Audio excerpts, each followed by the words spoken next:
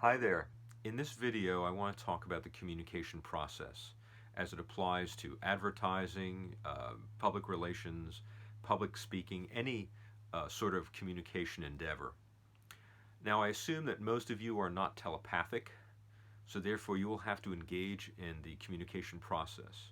Now, if ever have thought about how you think, we all tend to think in abstracts, in visuals, emotions. We don't usually think in words until we're actually contemplating communication.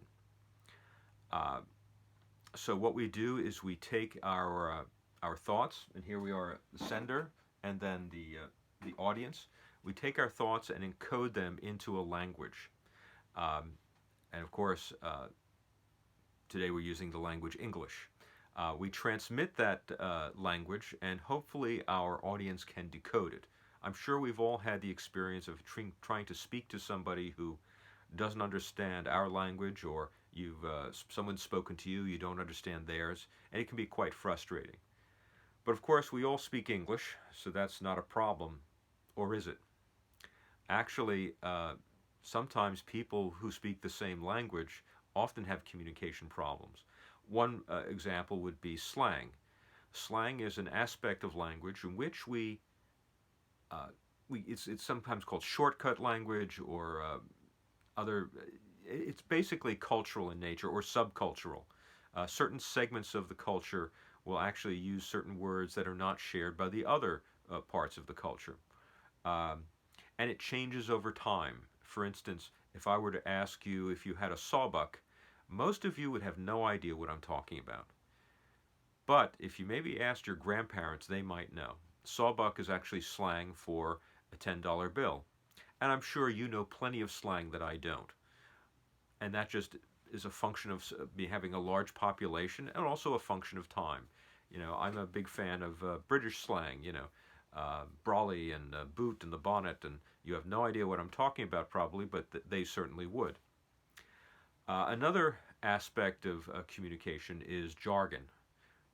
Like slang, jargon is a specialized communication, but jargon usually pertains to a particular profession or a particular trade, some sort of professional associations. For instance, and every industry has their own jargon. Um, Certainly the police do, the medical community does. I mean, you go to a hospital, they might order a CBC Chem 7, which is a series of blood tests. I went to my doctor and he told me I had a subcutaneous hematoma. I asked him how long I had to live. Actually, it's just blood under the skin. When I was a kid, we used to call it a boo-boo. But they use subcutaneous hematoma because that's their jargon. Um, the military has lots of jargon. CENTCOM, SECNAV, OPSEC. Um, and if you're in the military, you know exactly what those things mean. If you're not, well, if you're not in the military, you just might not know. My personal favorite is SNAFU, which stands for Systems Normal All Fouled Up, which is one step before FUBAR, fouled up beyond all recognition. But you could understand how this might be confusing to people who are not in the military. So when we communicate, um, not saying we shouldn't use slang or jargon, but we need to make sure that our target audience understands it. The worst thing we can do is misuse slang or jargon. Then we lose all credibility. Okay, in addition to our primary message, we also send out other signals when we're communicating. Simultaneously, they at the same time we're communicating. Uh, and we may do it intentionally or we may do it completely unintentionally. If I were to ask you what some of these signals are, some of you would probably say, oh, body language. Sure, when somebody has a certain posture, they communicate a certain attitude. Now, that might be interpreted correctly or incorrectly, but that signal is still there. Um, Tone of voice is another one. For instance, if I say, oh, that'll be the day, will that be the day? No, it's because I was being sarcastic. Um, just a little tip here, sarcasm does not work in texts and emails. And I learned this painfully one time when I I had a meeting with the CEO, going over her a presentation she was going to make. I followed up with an email, and I was sarcastic, not in a mean way. I was trying to make a joke. She understood completely, but she forwarded that email over to someone else who wasn't there for the original conversation and thought I was being serious, was taking my words literally, and got very upset. So we want to be careful about that. That's kind of why, as a society, we've created emoticons and use them uh, as a way of, we can put a joke and then put a smiley face or a winky face, and that way we're letting people know that we're not being completely serious. To take our words in which they are intended. Uh, Something else that you need to consider perhaps is what you're wearing. Um, if tonight you have a hot date, you're probably not going to wear the clothes you're wearing now. You might, but you might change them. If tomorrow you have an interview, you're probably going to change your clothes. Uh, most people will dress up, wear a business suit for an interview. Although, again, it depends upon your target audience. If you're interviewing at a gas station, maybe wearing a business suit is not the appropriate attire. Um, at the same time, if you're uh, meeting with somebody at a high level, you probably want to dress up as well as possible. Again, it depends upon your audience. And this is why, for instance, when we do a commercial, uh, a lot of attention is paid to what the actors will wear. Will it be in line with the message? Will it be in line with the target audience? These details, think about it, a 30-second spot, these details can mean a lot.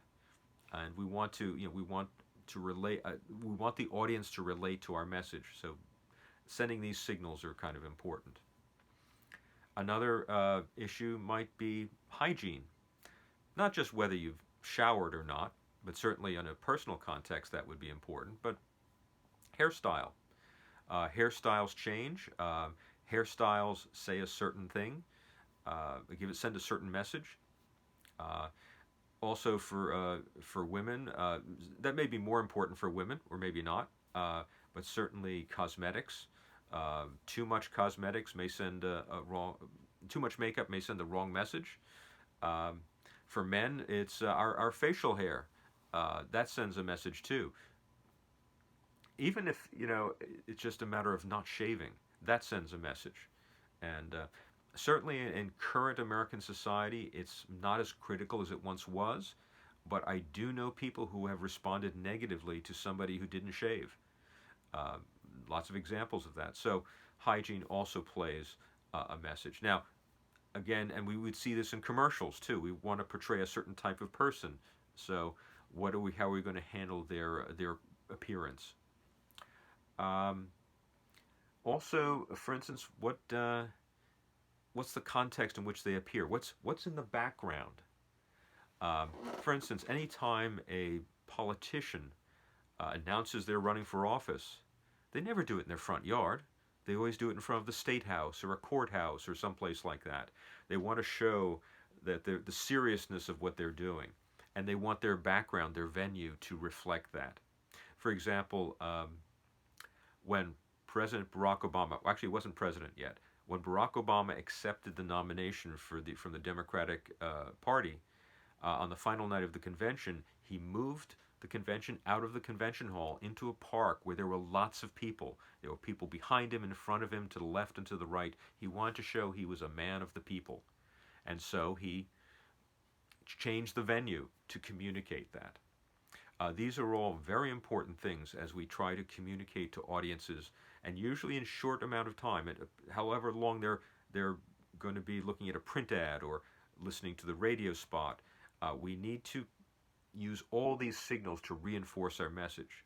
And of course, messages poorly done will send conflicting signals, and I've seen this happen a number of times. In addition, when we transmit our message, there sometimes can be some interference, static or noise. For instance, if you are watching television and there's pixelation or noise on the television, or if you're listening to the radio and there's crackling, or if somebody's just making a personal presentation and there's construction going on in the next room. These are all distracting and can limit the ability to transmit that message. I have often moved my presentation to a room where there's no distractions for exactly that reason. Uh, Another distraction, of course, could be conflicting messages from a competitor. So you want to take that into mind when you are putting together an advertising or promotional message. In addition, we also have uh, filters. Now, these filters are things which uh, interfere with the interpretation or the decoding of a message. For instance, people might be in a bad mood, and since they're in a bad mood, they may not be as receptive to your message. Somebody may be hungry, or maybe they had a fight with their significant other. For instance, that's why many products will not advertise during the evening news, because the evening news often has um, new information that may upset people, and they don't want uh, their viewers to be in a bad mood when they receive their message for Coke or McDonald's or whatever product they are selling. Um, and so these are all things to take into consideration when communicating. It's a little basic communication theory, which is very applicable to advertising and other forms of promotional communication.